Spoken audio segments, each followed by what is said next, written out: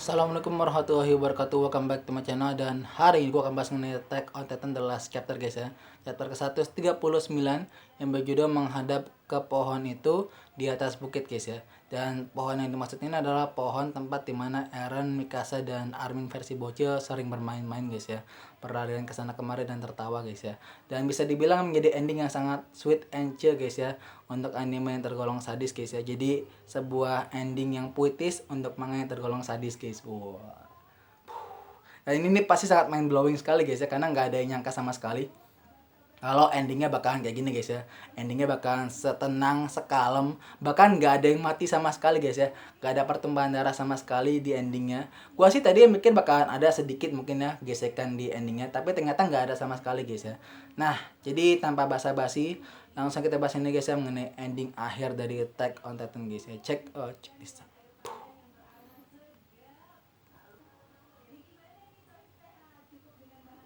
Yang pertama, Eren curhat dengan Armin, guys ya. Setelah melewati perjuangan,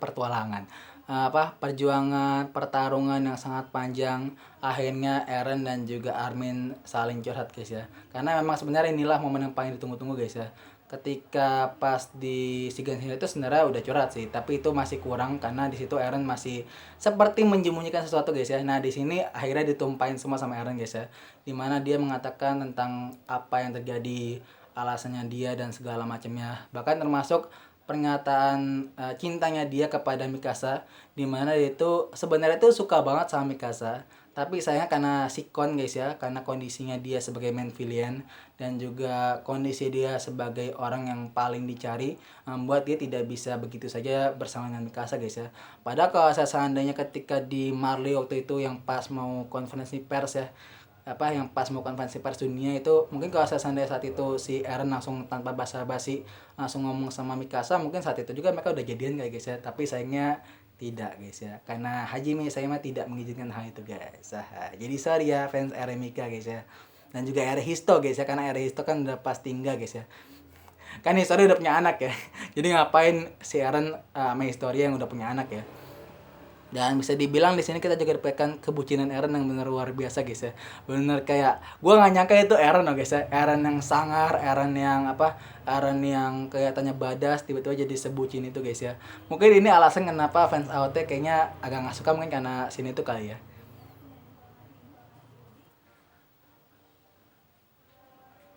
Kemudian sisa-sisa pertarungan, guys ya. Kita akhirnya diperlihatkan mengenai sisa-sisa pertarungan besar, guys ya. Pertarungan yang sangat amat luar biasa dari tim Jaegerist ya. Yang tersisa cuma Eren doang ya. Ya memang benar cuma Eren, guys ya, karena ramblingnya semua udah pada jatuh, guys ya. Terus juga pasukannya juga udah pada mati, guys ya, di Shiganshina. Ada yang masih hidup tapi itu kayak udah berbelot ya, udah jadi pasukan Paradis lagi. Dan juga tim aliansi yang sudah sangat chaos, guys ya. Tadinya tinggal tersisa Reiner, Pik, Ani sama Armin. Pas Mikasa dan juga Levi, ada Falco juga ya.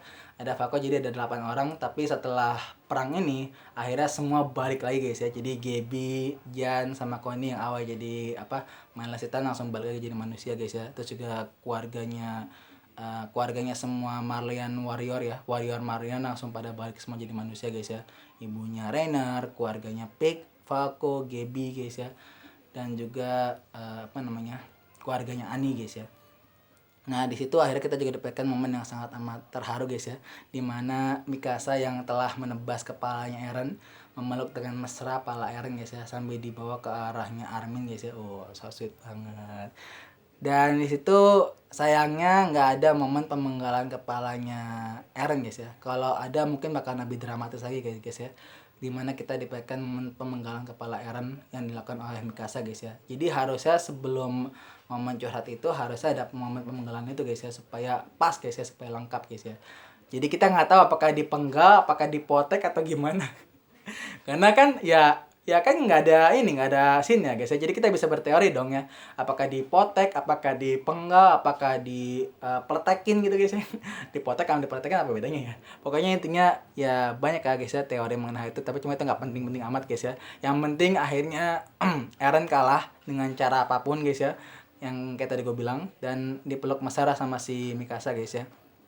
Terus juga ada momen ketika Levi yang melihat teman-temannya yang sudah pada meninggal sambil begini guys ya. Shinzo Sasageo dan mulai tersenyum sedikit guys. Sang kapten kita mulai bisa senyum nih guys ya karena perangnya sudah selesai guys ya. Dan juga Sasa yang melihat ke arah Jan dan Connie guys ya, yang bisa dibilang sudah kembali menjadi manusia dengan tersenyum manis guys ya. Senyuman Sasa itu bikin gua adem guys ya. Aduh sayang kok mati sih orangnya guys ya. Padahal harusnya Sasa itu karakter yang bisa bertahan lama loh, gue pikir tadinya ya. Padahal gue pikir tadi itu semua kader 104 itu bakal tahan sampai akhir gitu ya, nggak ada yang mati. Ternyata malah Sasa duluan yang mati guys ya. Dari sekian banyak pilihan kadet yang terbunuh, malah Sasa duluan yang mati guys ya. Sayang sekali ya. Dan akhirnya perang pun usai guys ya.